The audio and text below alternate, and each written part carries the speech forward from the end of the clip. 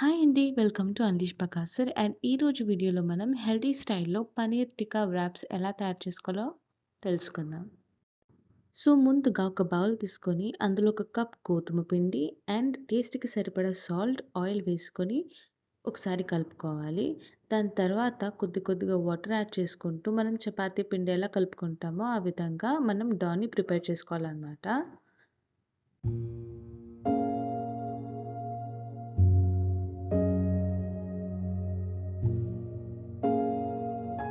So, do prepare అయిపోయిన తర్వాత దాని మీద కొద్దిగా ఆయిల్ అప్లై చేసుకొని, మూత పెట్టుకొని పక్కన పెట్టుకోవాలి.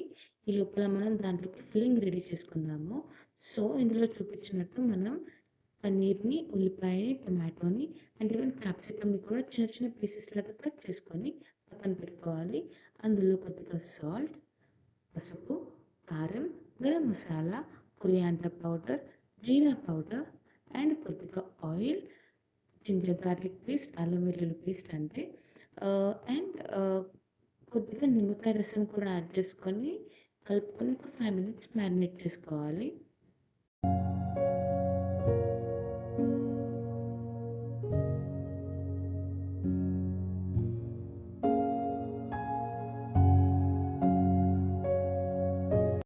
నెక్స్ట్ స్టవ్ ఆన్ చేసుకొని తవా పెట్టుకొని, తవాకి పైన కొద్దిగా ఆయిల్ అప్లై చేసుకొని, మనం ఇందాక మ్యారినేట్ చేసి పెట్టుకున్న మన ఆనియన్స్ గానీ, పన్నీర్ పీసెస్ గానీ ఏవైతే ఉన్నాయో, అవి అన్ని సైడ్ నుంచి మంచిగా వేగేలాగా వేయించుకొని పక్కన పెట్టుకోవాలనమాట.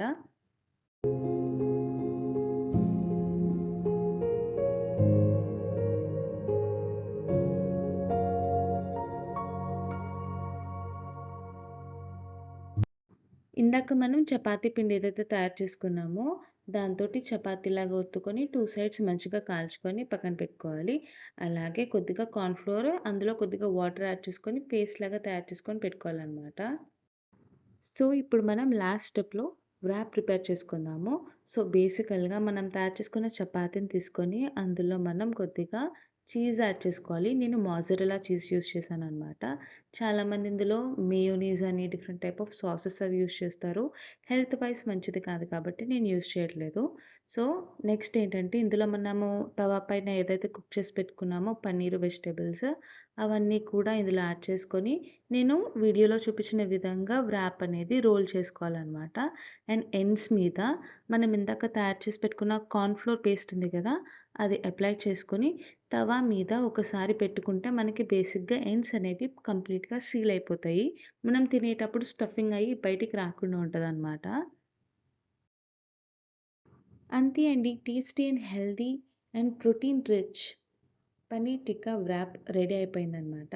మీకు గనుక మన వీడియో నచ్చితే తప్పకుండా మన ఛానల్‌కి like, share, comment and subscribe చేసుకోవడం మాత్రం మర్చిపోవద్దు. ఇంకో వీడియోలో మళ్ళీ కలుద్దాం. బాయ్.